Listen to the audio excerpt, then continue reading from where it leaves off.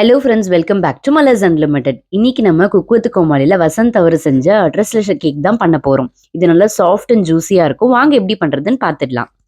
நான் வந்து 1 சர்விங்கான மெஷர்மெண்ட் தான் சொல்கிறேன். இது நீங்கள் 2 பேர் சாப்பிடலாம். அதுக்கு வந்து ஒரு முட்டை எடுத்திருக்கேன், 50 கிராம் அளவுக்கு சுகர் எடுத்திருக்கேன், ஒரு ட்ராப் வந்து வெண்ணிலா எசன்ஸ். இதை நல்லா வந்து பீட் பண்ணிக்கலாம்.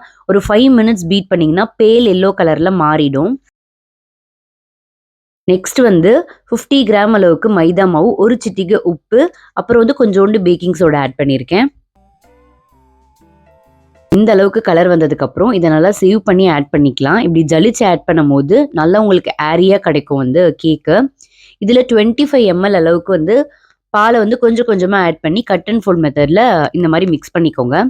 இப்போ டின்னை நல்லா க்ரீஸ் பண்ணிவிட்டு ப்ரீஹீட் பண்ண அவனில் வந்து ஒரு 20 மினிட்ஸ் பேக் பண்ணி எடுத்துருங்க. ஸோ நெக்ஸ்ட் வந்து நம்ம ஒரு மில்க் சாஸ் பண்ண போகிறோம். அதுக்கு வந்து 3 டைப் ஆஃப் மில்க் வேணும் நமக்கு. Normal whole milk, fresh cream, condensed milk. இதில் சேலஞ்ச் வந்து ரோஸ் ஃப்ளேவர் இன்ஃப்யூஸ் பண்ணணுன்றதுக்காக பாலில் வந்து நம்ம ரோஸ் போட்டு கொஞ்சம் நேரம் கொதிக்க வச்சு ஆற வச்சிடலாம். இப்போ அதை வடிகட்டி எடுத்துக்கலாம். ஸோ ஒரு டைப்பான பால் வந்து ரெடி ஆயிடுச்சு. செகண்ட் வந்து கண்டென்ஸ்டு மில்க்கு, தேர்ட் வந்து ஃப்ரெஷ் க்ரீமு. இது எல்லாத்தையும் வந்து சேம் ரேஷியோவில் எடுத்துக்கோங்க. நல்லா மிக்ஸ் பண்ணிக்கலாம். இதோட நம்ம மில்க் சாஸ் ரெடி ஆயிடுச்சு. நான் அடிஷ்னலாக தான் வந்து கலர் வந்து ஆட் பண்ணியிருக்கேன், கொஞ்சம் பாப்பப் ஆகணும்னு. நீங்கள் இதை அவாய்ட் பண்ணிவிடுங்க. ஸோ எதில் ப்ரெசென்ட் பண்ண போகிறீங்களோ அதுக்கேற்ற ஷேப்பில் கட் பண்ணிக்கலாம். ஸோ கேக்கை வந்து நான் வந்து 3 லேயர் வைக்க போகிறேன். ஸோ ஃபர்ஸ்ட் லேயர், அதுக்கப்புறம் வந்து நம்ம ரெடி பண்ண அந்த மில்க் சாஸ் ஆட் பண்ணிக்கலாம். செகண்ட் வந்து ஒரு கேக்கு, அதுக்கப்புறம் மில்க் லேயர், அந்த மாதிரி போட்டுக்கலாம். நீங்கள் வந்து பர்ஃபெக்டான ஷேப்பில் தான் வைக்கணும்னு இல்லை, ஏன்னா நல்லா ஊறி வந்து ஒரு சூப்பரான ஒரு குலோப் ஜாமுன் மாதிரி இருக்கும் அது பார்க்க. ஸோ அதனால நீங்கள் கட் பண்ணி கூட ஆட் பண்ணிக்கலாம். நீங்கள் எதில் ப்ரெசென்ட் பண்ண போகிறீங்களோ அந்த ஷேப்புக்கு ஏற்ற மாதிரி நீங்கள் பண்ணிக்கோங்க.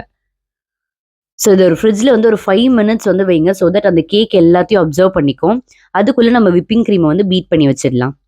அவ்வளோதான், நம்ம கேக்கும் சூப்பராக வந்து ஊறிடுச்சு. அது மேலே விப்பிங் க்ரீமால் டெக்கரேட் பண்ணிவிட்டு மேலே கொஞ்சம் ரோஸ் பெடல்ஸ் போட்டு நீங்கள் சர்வ் பண்ணிடலாம். சடனாக உங்கள் வீட்டில் கெஸ்ட் வந்துட்டாங்கன்னா கெஸ்ட் கண்டிப்பாக ஒரு கேக் வாங்கிட்டு வருவாங்க. அந்த கேக்கை எடுத்து நீங்கள் இந்த மாதிரி மில்க் சாஸில் டிப் பண்ணி சர்வ் பண்ணிங்கன்னா அவங்களே ரொம்ப அசந்து போயிடுவாங்க. நீங்களும் இதை ட்ரை பண்ணிவிட்டு ஒர்க் அவுட் ஆச்சுன்னு மறக்காமல் கமெண்ட் பண்ணுங்கள். உங்களுக்கு இந்த வீடியோ பிடிச்சிருந்தா மறக்காமல் லைக் பண்ணுங்கள், சப்ஸ்கிரைப் பண்ணுங்கள். பாய்.